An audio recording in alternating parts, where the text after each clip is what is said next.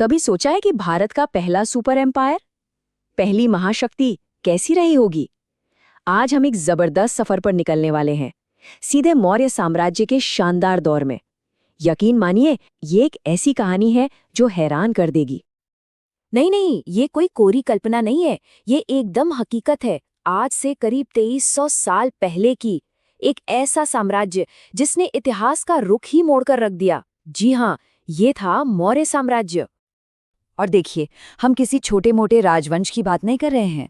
मौर्य वंश ने पूरे 137 सालों तक राज किया और एक ऐसी विरासत छोड़ी जिसने भारतीय उपमहाद्वीप का पूरा भविष्य तय कर दिया। तो आखिर इस विशाल साम्राज्य की कहानी शुरू कहाँ से होती है? ये कहानी शुरू होती है दो लोगों से, एक ऐसी जोड़ी जो शायद इतिहास की सबसे अनोखी लेकिन सबसे ताकतवर जोड़ियों में से एक थी।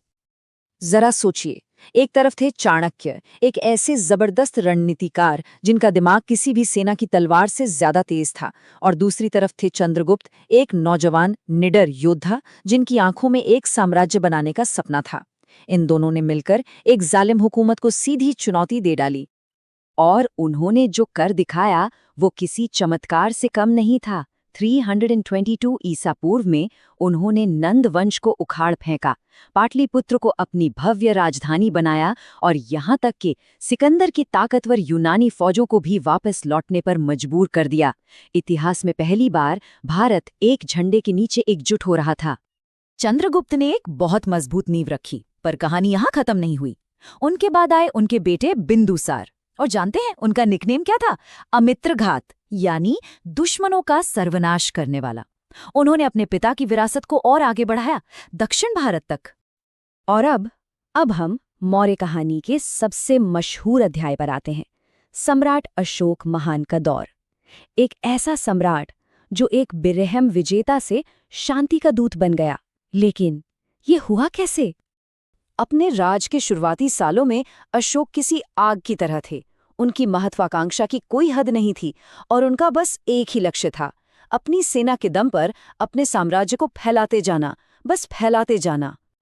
लेकिन फिर एक जंग हुई, एक ऐसी जंग जो इतिहास की किताबों में सिर्फ अपनी क्रूरता के लिए नहीं, बल्कि इसलिए दर्ज हुई क्योंकि उसने एक सम्राट के दिल को हमेशा हमेशा के लिए बदल दिया। आखिर उस जंग के मैदान पर ऐसा क्या हो गया था? वो था कलिंग का युद्ध। जब अशोक ने जंग के मैदान पर हुई तबाही देखी, खून, मौतें, लोगों की पीड़ा, तो उनका दिल दहल गया। कहते हैं उसी दिन उन्होंने अपनी तलवार हमेशा के लिए रख दी। उन्होंने बौद्ध धर्म अपना लिया और अपनी बाकी की जिंदगी शांति, करुणा और धम्म का संदेश फैलाने में लगा दी। और जानते हैं, अशोक के इसी शांतिपूर्ण शासन में मौर्य साम्राज्य अपने असली शिखर पर पहुंचा। पश्चिम में अफगानिस्तान की पहाड़ियों से लेकर दक्षिण में कर्नाटक के हरे भरे मैदानों तक ये एक विशाल, एकजुट और शांति से भरा साम्राज्य था। सही मायनों में ये मौर्यों का स्वर्ण युग था। लेकिन इतना बड़ा साम्राज्य सिर्फ जंग जीतने से तो नहीं चलता ना। इसे चलाने के लिए एक बहुत ही शानदार सिस्टम की जरूरत थी। तो चलिए देखते हैं कि मौर्यों ने ये कमाल किया कैसे। इस पूरे सिस्टम के दिल में था अर्थशास्त्र, जिसे किसी और ने नहीं बल्कि खुद चाणक्य ने लिखा था। ये सिर्फ एक किताब नहीं थी, ये गवर्नेंस, पॉलिटिक्स और इकोनॉमी के लिए एक पूरा ब्लूप्रिंट था। टैक्स कैसे लेना है, न्याय कैसे करना है, एक खुफिया नेटवर्क कैसे चलाना है, सब कुछ था इसमें। ये दुनिया का पहला इतना डिटेल्ड ग्रंथ था और इसी की वजह से मौर्य साम्राज्य एक वेल ऑयल्ड मशीन की तरह चलता था। सोच कर देखिए, एक जबरदस्त कॉम्प्लेक्स सिस्टम जो हर चीज को मैनेज कर रहा था। टैक्स इकट्ठा करने वाले लोग, न्याय देने वाली अदालतें, साम्राज्य को जोड़ने वाली सड़कें बनाने वाले इंजीनियर्स, सरहदों की रक्षा करती एक ताकतवर सेना और यहाँ तक कि एक सीक्रेट जासूसों का नेटवर्क जो सम्राट तक हर खबर पहुंचाता था।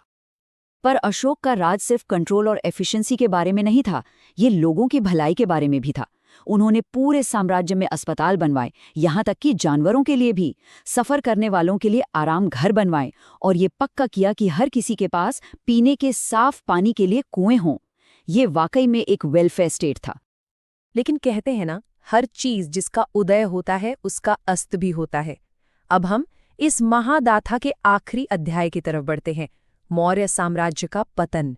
आखिर इतना ताकतवर साम्राज्य बिखर कैसे गया? तो वो कौन सी दरारें थीं जो इस मजबूत किले में पड़ने लगी थीं? क्या वजहें थीं जिन्होंने इस शक्तिशाली साम्राज्य को गिरा दिया? देखिए, सबसे बड़ी दिक्कतों में से एक थी लीडरशिप। अशोक के बाद जो राजा आए, उनमें न तो वो दूर की सोच थी और न ही वो करिश्मा। वो उस विशाल साम्राज्य को संभाल नहीं पाए जो उन्हें विरासत में मिला था, और धीरे धीरे केंद्र की पकड़ कमजोर होती चली गई। इसके अलावा इतना बड़ा साम्राज्य चलाना कोई सस्ता काम तो था नहीं। एक बहुत बड़ी सेना का रख रखाव, अधिकारियों की तनख्वाहें और जन कल्याण के काम, इन सब का खर्च बहुत ज्यादा था।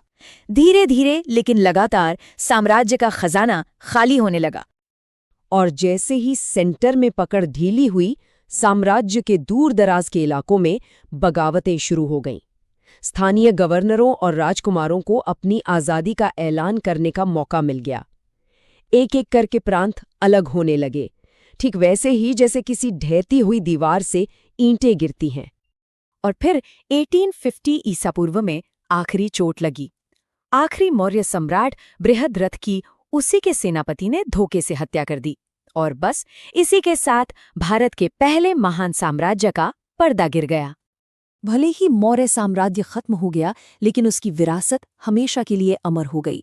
हम उसे इसके 3 सबसे बड़े प्रतीकों के जरिए याद कर सकते हैं। चंद्रगुप्त, वो निडर योद्धा जिसने इसकी नींव रखी। चाणक्य, वो शानदार दिमाग जिसने इसे आकार दिया। और अशोक, वो दयालु शासक जिसने इसे शांति का रास्ता दिखाया। तो आज हम मौर्यों से क्या सीख सकते हैं? उनके शासन करने का तरीका, उनका दर्शन और एक इतनी विशाल और विविध आबादी को एक साथ जोड़ने की उनकी क्षमता। ये विरासत आज भी हमारे लिए कितनी मायने रखती है? ये एक ऐसा सवाल है जो हमें इतिहास के पन्नों में खोए उस अविश्वसनीय साम्राज्य के बारे में सोचने पर मजबूर करता है।